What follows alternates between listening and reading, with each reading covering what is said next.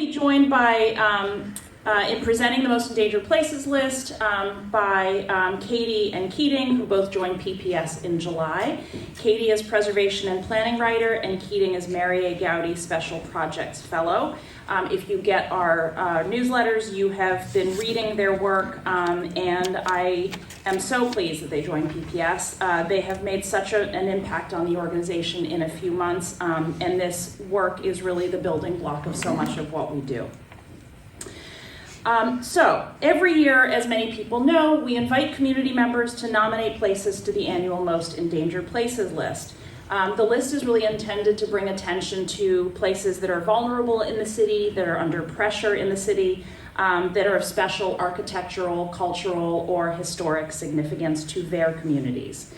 This year, the list is shorter than in years past, but the reporting is deeper. We spent a lot of time over the last few months after nominations came in, digging quite deep into some of these sites. We also this year are on our website, and tonight are sort of announcing what our steps are for the year, so that it's a list that we release, but it's also, we have action items for ourselves, ways that we want to keep working on these sites throughout the entire year. You'll hear a little bit about that tonight. So the very first site that I'm going to introduce, community members who live in the neighborhoods abutting Providence College in Elmhurst, Smith Hill, and Wanskuck nominated these areas last year. This was roughly on the Most Endangered Places list last year as well. They've been nominated again due to redevelopment, gentrification, displacement, some targeted demolition. And what we are seeing is single family and mostly multi-family homes that are being bought and turned into student housing. Last year, when we reported on this with the Most Endangered Places list, we reported it anecdotally, and the problem has really been talked about anecdotally. This year, Katie Pickens undertook research to map the changes underway and found that almost 260 homes in the immediate vicinity of the campus are now owned by a handful of landlords and developers. I would say about this, so I'm giving you here a static map. Obviously, you're not seeing a lot of detail here. This map exists on our website as an interactive map. You can zoom in, you can see every individual street and home that's mapped here. What you will see if you look at that map is that some of these streets, including Eaton Street, Pinehurst Avenue, Pembroke Avenue, Liege Street, and Oakland Avenue, are entirely owned by institutional investors. So I really encourage you to go to our website if you're interested to look at this research in much more detail. All of the streets that were impacted by this wave of rapid redevelopment, which began about 20 years ago, are in Rhode Island health equity zones. Most of them are in a Justice 40 tract, which identifies them by the federal government as an under-resourced neighborhood. Many of them are also part of the Oakland Avenue National Historic District, which was designated in 1984. About 30 of the houses were. While Providence College is not directly responsible for this wave of redevelopment, it bears a significant responsibility. During the period 2012 to 2024, 10 new academic and recreational buildings were built on campus and only one dorm. But at the same time during this period, one dorm was demolished. PC's current strategic plan does not acknowledge or address this issue at all, but is laser focused on its own institutional advancement. Our website has a little more detail, data on PC's student body, the numbers of students that are living off campus, and a little more data as well about the individual. You can see them small, but if you want to understand the companies that own all of these buildings, well, for example, I think you can see from this, the red is just one company. Right. Yes, so it's actually 02908 Club. But if you want to sort of understand who owns what, you can find that information on the interactive map. So in 2025, PPS will continue to report on, continue to map the rapid redevelopment and the strategic gentrification of these neighborhoods. as well as report on PC's action or inaction. We'll add new research about the neighborhoods that have been impacted by this targeted redevelopment to our online guide to Providence architecture to better inform the public and community members about the cultural and historical vitality of these 19th and early 20th century neighborhoods, and advocate for policies that target the scale of investor ownership of Providence's housing stock in order to support first-time home buyers, curb the rise in rents in these areas, and limit what really is hyper-local real estate monopolies. On our website as well, we link to a New York Times article that came out just a couple of weeks ago that is a really good overview of how states are starting to address these exact issues. So a lot of states have legislation pending to address some of these issues. And I turn it over to Katie to introduce the next site.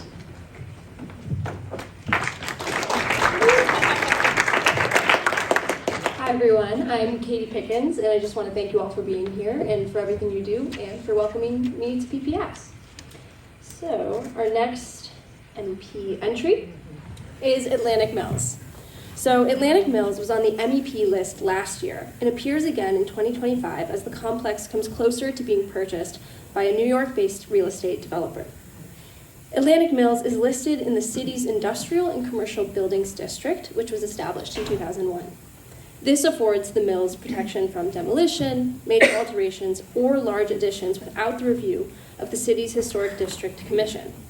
So, as a result, it's unlikely that the structures will be torn down or substantially changed. And while we do love those iconic domed towers and the incredible staircases when you're inside, that's not the only thing worth preserving. Tenants and community members alike, and the new commercial tenants union, fear that the new owner will increase rents, evict current tenants, and turn this scrappy economic and cultural hub into luxury rentals. I want to shout out one of the organizers is here tonight and is driving this new and community-driven preservation. This listing recognizes that preserving our architectural heritage is an important part of what PPS does, but so is working to keep the communities intact and in place who steward these older buildings, who care for, maintain, and inhabit them for long stretches when markets deem them unworthy. As many tenants have testified, losing the mills would jeopardize Providence's claim to be a creative capital, as artists, designers, makers, and small businesses need affordable workspace to thrive. In 2025, PPS will continue to advocate for an equitable redevelopment plan that includes the tenants and Olneyville community members as central participants. We also will produce an online exhibition on Atlantic Mills for PPS's online guide to Providence architecture, coming soon. It will document the Mills community today and includes short essays on its history and future. And lastly, we will convene a fall 2025 symposium on mill redevelopment in Providence over the last 25 years, with Eagle Square and Atlantic Mills as bookend projects. Next up is Keating to discuss the next listing.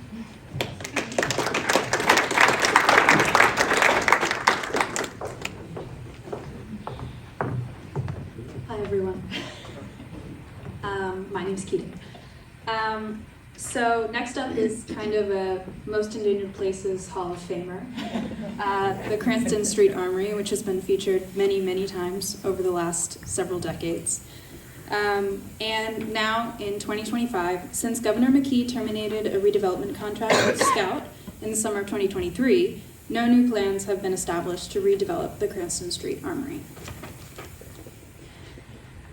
As the Armory gathers dust, other cities are finding ways to equitably redevelop their armories, turning them into housing, in some cases specifically for veterans, community and senior centers, food halls, and public spaces.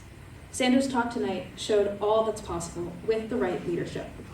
The Cranston Street Armory was built in 1907 to house the Rhode Island National Guard.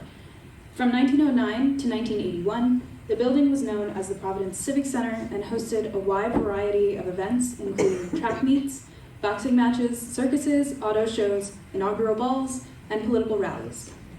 When the Civic Center closed, Rhode Island's National Guard moved back into the building, and they left once again in 1996. In 2025, you'll see PPS continuing to report on the status of the Armory and the redevelopment efforts, any redevelopment efforts that come up, to keep a public spotlight on the progress. We also plan to continue to curate public programs and events that support equitable redevelopment efforts, such as the stakeholder conversation we are convening tomorrow with the West Broadway Neighborhood Association. And we're going to continue to support city, state, and neighborhood efforts to turn the Armory into a community hub.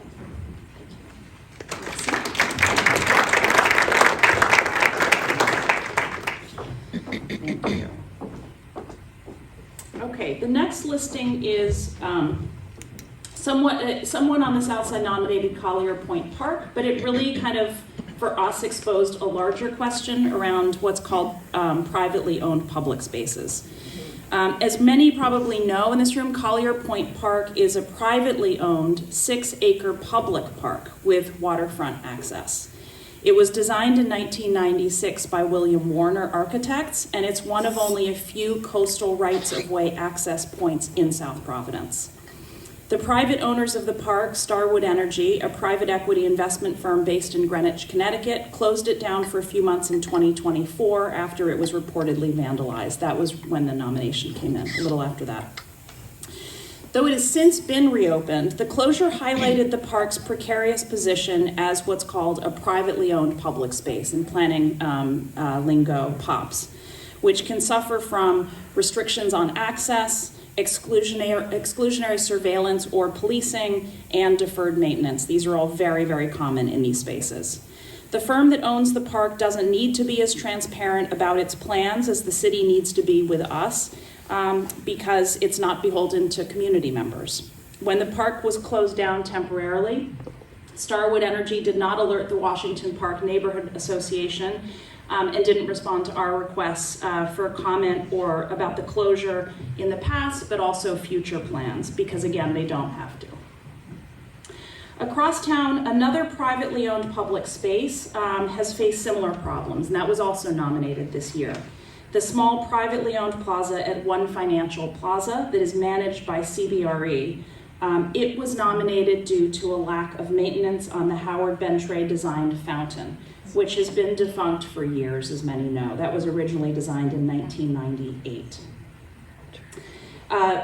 The person who I spoke to who nominated, who's been working on this for a long time, has had no luck in getting comment from CBRE about whether there's an intention to fix the fountain, to turn the lights back on. She thinks that actually it may have been damaged so badly because it wasn't maintained properly that it may not be fixable at this point. Do you have a picture of it? It's the very far right one, yes. Yeah, sorry, it's a dark photo. But going back to Collier Point Park for a second, it may be time, nearly 30 years after it first opened to the public, and just to say for a second, planners in the room know, but POPs, privately owned public spaces, they're often, the developer will agree to make a certain part publicly accessible in return for certain things. And so these are spaces that are meant to be truly publicly accessible into the future. I think with Collier Point Park, there's a question about whether there's sort of an access definition that's needed at this point so that community members are much more keyed into its stewardship and its future. In 2025, PPS will work with a plan that is underway to create more visible and welcoming public signage. So that middle photograph, you're thinking, what is that? Here's the only sign that will tell you Collier Point Park. So it's only from one direction. If you're coming from the city, you won't see a sign. If you're coming from Cranston, that's the size of the sign that you can see. So most people don't know. Who here does know or doesn't know about Collier Point Park? Has never heard about it? Okay. So there's no street sign on Allens Avenue. A plan is underway to create more visible and welcoming public signage, and we intend to support that process. We also want to add and update entries on projects designed by William Warner and Howard Bentray in our online guide to Providence architecture. William Warner is such a critical person in Providence, and in some ways there's really not enough research and scholarship on his work. So we'll do that to better inform the public and researchers about the work that they've done in Providence. and advocate for the creation and maintenance of a searchable map of Providence's POPs. So City of Boston Planning Department maps its privately owned public spaces so people are aware of what they are and what the rules are around access. Cambridge maps many of its POPs. Cambridge also signs them. So I think there's some work to be done here on even understanding which technically are privately owned public spaces and giving the public that information. And with that, I turn it back over to Keaton.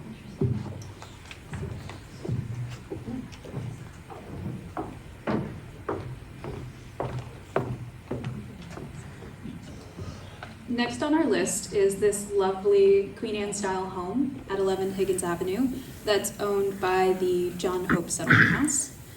According to PPS's records, this 8-bedroom Queen Anne style home was built by Tobias Burke in 1893, likely remodeled between 1895 and 1908, and moved to its present site in 1928, a block away from Nathaniel Green Middle School. For about the last 10 years, 11 Higgins has been vacant. The John Hope Settlement House owns the home and operated a group shelter for at-risk young men aged 18 to 24 there, but they closed that shelter over a decade ago and haven't established a plan for its future use despite community advocacy. The John Hope Settlement House has been a pillar of the Black community in Providence since the late 1920s. Prior to the Civil Rights Movement, it was one of the city's only community centers that catered to people of color. In the last several years, the organization has faced challenges, but the nonprofit may be on stronger footing this year as a new executive director came on board in October. Restoration of the main John Hope Settlement House building in the West End, which houses their offices as well as their daycare and after-school programs, is underway, but with two buildings, their main building in the West End and this house in Elmhurst, with two buildings to restore and limited funds, it will take an extraordinary effort to get this 8-bedroom historic home in good enough shape to once again serve the community. 11 Higgins was nominated by the 2024 Save John Hope Committee, who see potential for this historic home to serve the community to serve as affordable or transitional housing.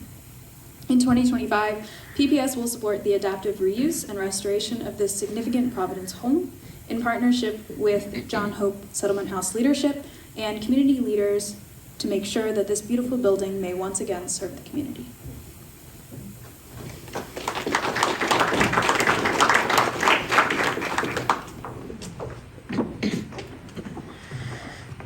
And last but not least, no surprise to anybody, Superman building. When redevelopment of the Industrial Trust building began in 2022, it had been vacant for 9 years. 2 years after the start of the process, improvements to the structure have come along in baby steps, not leaps and bounds. The developer, High Rock Westminster LLC, is seeking additional public financial support to complete the project, as construction prices have risen so rapidly over the past few years, and as a result, construction progress has slowed to an agonizing pace. This 1928 Art Deco-style skyscraper was built by the New York City-based architectural firm Walker & Gillette, affectionately known as the Superman Building for its passing resemblance to the fictional Daily Planet building. It has been the keystone of Providence's skyline and Rhode Island's tallest building for almost a century. In addition to PPS's Most Endangered Places List for the last 10 years, the Superman Building also appeared on the National Trust's list of the 11 most endangered historic places in 2019. High Rock did not respond to a request for comment on the status of the project, but David Salvatore, the new executive director of the Providence Foundation, said that saving Superman is the Foundation's #1 priority this year. And that is our most endangered places for 2025. Kathy Lund, board president, will close out our annual meeting. Thank you.